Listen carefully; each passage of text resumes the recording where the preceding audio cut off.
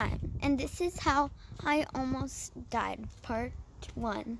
So, when I was about 1 year old, my parents were going out for dinner to buy some sushi for themselves, and they left me alone with my auntie. So we played a lot until it got really dark, and I was afraid because I was like, is my mom coming back, or she just abandoned me with my auntie? So at 4 a.m., I went to sleep, and my auntie read me a book, and she didn't notice I was asleep, so she quit the book. And then this happened. I was hearing knocks at the door, and it was just my aunt.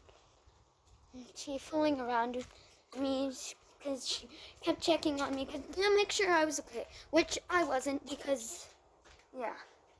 In the morning, my parents still went home because they texted my auntie and said, we're going to a nice lake to have a romantic dream thingy, which I was very confused because I didn't care. So after a few minutes, I was getting mad because my parents kept leaving me alone with my auntie. Like, they didn't even want me, but they basically did. They just had a long time because they really spent too much time with me, and it gets on their nerves. So then, after it was the next night, they came home finally. My auntie went home to have dinner with her family, which makes sense. So after a few minutes after she had dinner with her family, I got jealous because she had a birthday cake, chicken breast, french fries, and all that delicious stuff you could think of.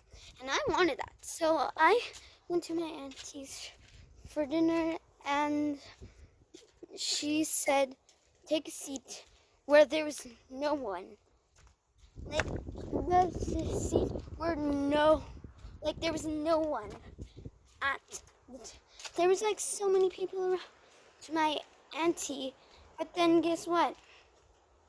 My I was the one that had to sit at the back of the table, no one around, not even, and one eye looking at me to talk to, and say, and everyone's talking to my auntie because they liked my auntie more, which I got embarrassed. So I told my auntie I want to go home for supper now, and I told her I don't like this because my parents were paying more attention. No, not my parents. My auntie was the attention to everyone because nobody knew me at that table. I sat there, and some of them were my cousins. And after supper, my cousin came up to me, which I forget her name because we haven't met in a long time, but we did meet. I just forget her. So then my parents get upset because I told them about it. They were like so upset. They wanted me to feel like I'm loved. But then I didn't have a feeling for it because they never ever, my auntie never ever wanted me to feel let down. So about the time I was turning 3, everything was going back to normal the way I wanted it to be, and I learned new words and stuff. So then, a few minutes later, they're like, oh no, wait.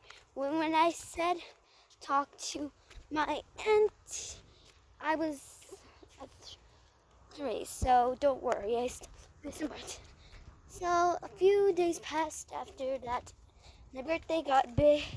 I got a lot of toys, and my cousins came. Everyone I knew, even my best friends came to my birthday party because they all loved me as a friend and as a real, lovable person.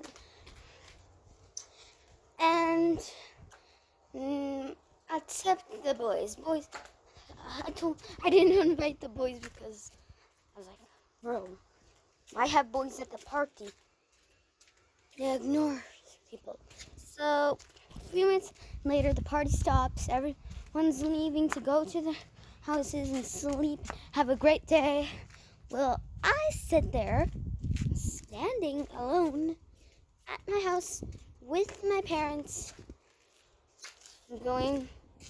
brushing their teeth, brushing their hair to go to sleep. And it was literally like 8 o'clock.